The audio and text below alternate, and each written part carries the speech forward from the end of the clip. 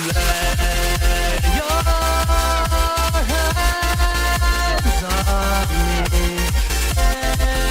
Take us side by side. Drive me so crazy.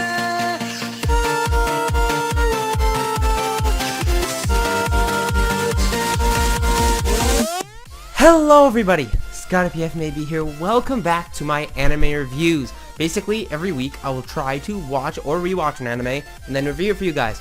Like I've said before, anime like One Piece, Bleach, and Fairy Tail will probably not be reviewed as it would take me way too long to get into these stories and then watch every single episode.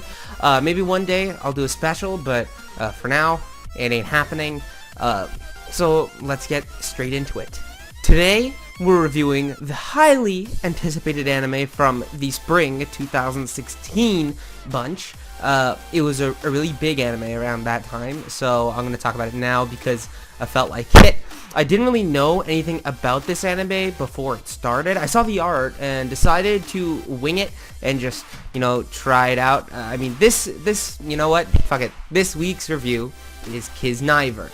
This anime has a lot of hype behind it, and it did have a lot of hype behind it when it was coming out, and I understood after watching the anime exactly why. So let's get straight into it. There is no dub as of yet from my knowledge. It has about 12 episodes. I had 12 episodes, so let's get straight to it. Like I've said before, I will only be explaining the most important points of the anime, like the character, story, settings, relations with voice acting, animations, and music, and the genre. We always start with the genre here. It's an action, thriller, science fiction, drama anime. That's pretty much exactly what it is. Now for the setting. Kiznaiver takes place in the fantastical, futuristic, fictional Japanese town of Sugomori City. It's pretty futuristic, but without the super crazy technology that, an anime in the future would have. It's not too ridiculous. Now for the characters. The idea of Kiznaiver is that the plot revolves around many characters. There are 8 main characters, and instead of going in depth, I'm speedrunning it, and I'll say the name of the characters and exactly how I feel about them. So, let's go. Katsuhira Agata is literally indifferent to everything and anything. Noriko Sonozaki. No emotions to show at all. Chidori Takashiro only cares about Katsuhira. She's the only normal person.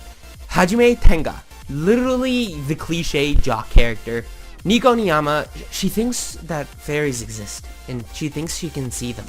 Sugishito Yuta, a typical cool asshat. Honakamaki, a typical cool loner who acts like a bitch to people to just make them leave her alone.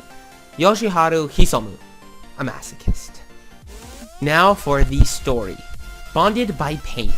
Our main characters are forced to participate in an experiment known as the Kizna system. Alright, yeah, it's Kizna system. To help unite the world with peace by connecting people through shared pain and suffering.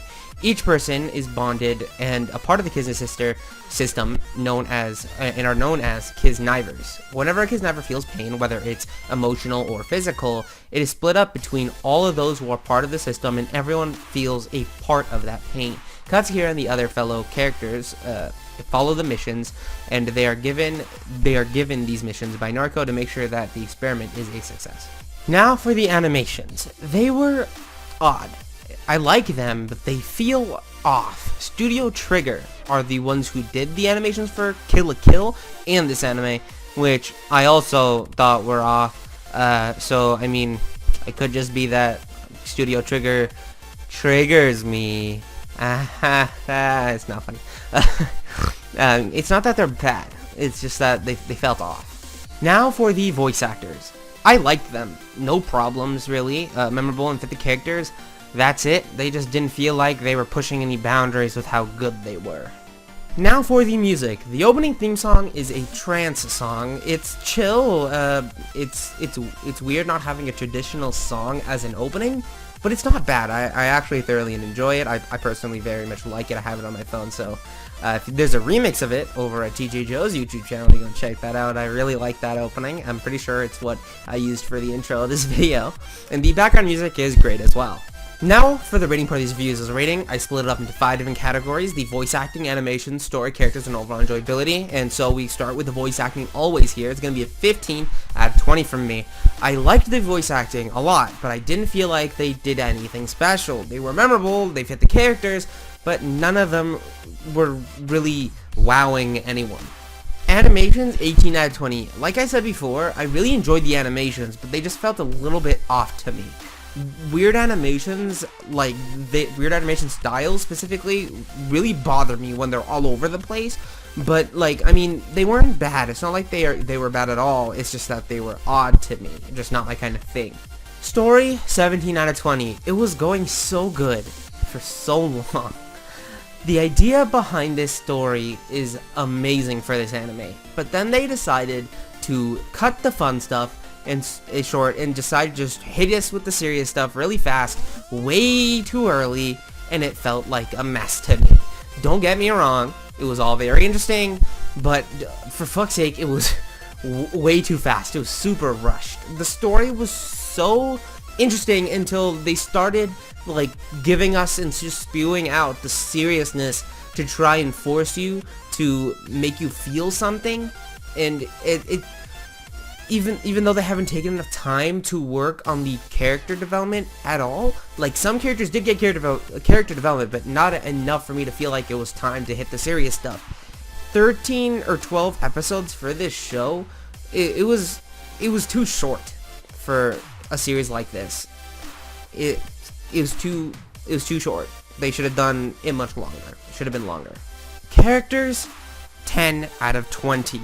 Out of 8 main characters, I really only liked 4 of them. Let's be honest, Noriko was an emotionless character that looked like nothing mattered, so she felt pointless and useless. Honoka was a bitch for so long and super annoying for so long, way too long. She was just extra every 5 seconds of the damn show.